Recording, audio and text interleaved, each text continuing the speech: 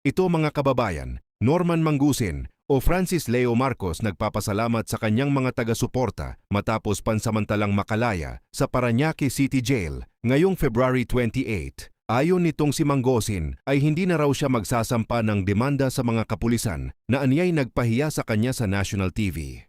Ito ang kompletong pahayag ni Francis Leo Marcos. Courtesy, Francis Leo Marcos. Magandang gabi po sa lahat. Kalalaya ko lang po pansamantala. Maraming salamat po doon sa mga taong nagmalasakit at tumulong sa akin. Maraming salamat po doon sa mga taong patuloy pong sumusuporta sa akin. Maraming salamat po sa inyo.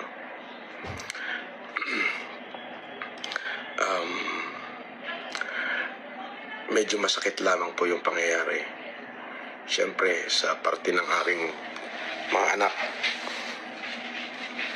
ay talaga pong masakit nga naman po na sa ganong kababaw po lang na kaso ako po ay para pong nahatulan na isang kriminal. Ako po ay may pagkakamali, maaari, at tama naman po yung ginawa nila na ako ay hulihin sapagkat yun naman po ay bahagi ng kanilang trabaho. Ngunit po yung ako naman po ay ipinahiya nila na para bagang tinalupan na ho nila ako ng buhay. Opo, ay sobrang sakit po.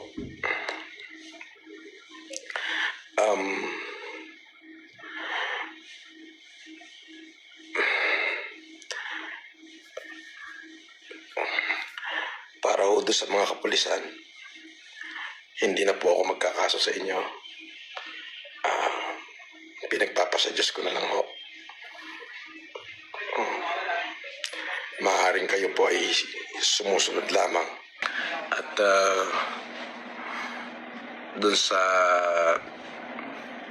PNP, kung ako po ay nakagawa ng pagkakamali dahil po dyan sa kumalat na litrato ng pagsusuot ng kung saan ako po ay nakasuot ng police uniform, humingi rin ho ako ng kapatawaran sa inyo kung sa tingin niyo po ay kalabisan at kawalang paggalang yung aking nagawa.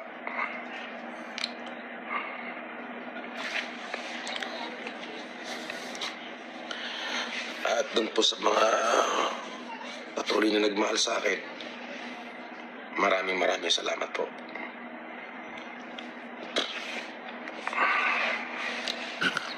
At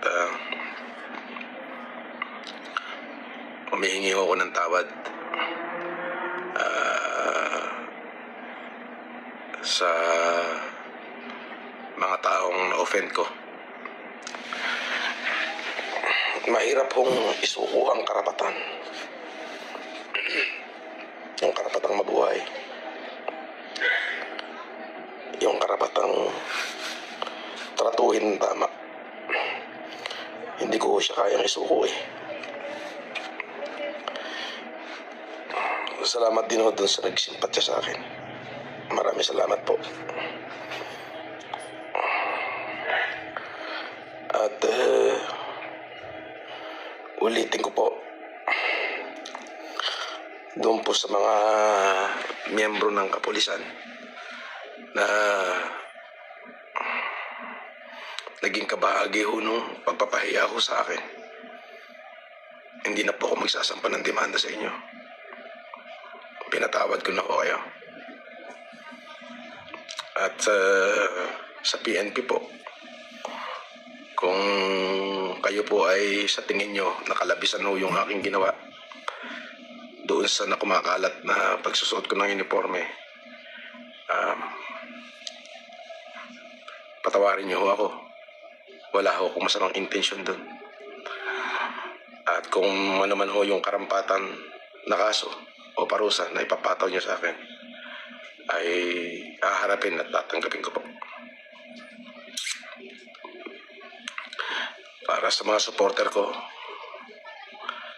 maraming salamat po sa inyo. Sa pagmamahal na pinakita nyo sa akin. Ako muna ho ay magpapahinga muna at talaga hong sobrang napagod po yung aking katawan. At hindi ko ho maipaliwanag yung nararamdaman kong kapaguran. Salamat po sa pagmamahal at pagsuporta. Yung patuloy kayong nandyan para sa akin. Yun po ay napakalaking bagay. Yun lamang po at maraming salamat po. Sa ibang balita naman po mga kababayan, Pangulong Bongbong Marcos Jr. nagbabalita o nagre-report patungkol sa giyera ng Amerika kontra sa Iran. Ay magandang umaga po sa inyong lahat. Sa palagay ko po ay napalitaan nyo na po na binomba ng Israel at saka ng Amerika ang Iran. At ang Iran naman ay sumagot at bomba naman ng mga American base sa United Arab Emirates, sa Bahrain, sa Oman at siyempre sa Israel. Alam naman natin na napakarami ang Pilipino diyan sa bandang Middle East. I'm sure nag-aalala kayo sa inyong mga kilala, mga kaibigan at mga kaanak na nandun. Mula nung nabalitaan natin na nagsimula itong gera, ay nag-monitor na kami kahapon pa ng late afternoon sa ating mga embassy, sa ating mga labor attache, sa lahat ng mga embassy natin doon sa Middle East. At nais kong i-report sa ating mga kababayan na sa ngayon, as of 9 o'clock Sunday, wala po tayong natatanggap na report na may casualty na Pilipino. Wala pong Pilipino ang namatay, wala na Pilipino na nasaktan. At sa ngayon ay patuloy ang aming pag-monitor para tiyakin na nasa magandang kalagayan ang ating mga kababayan sa Middle East.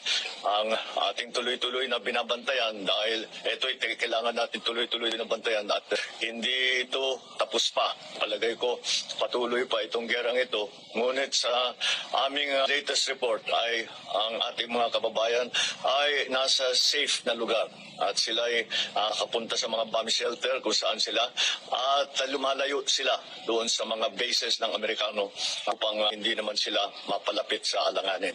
Patuloy po ang pagre-report natin habang dumadating po ang report sa akin.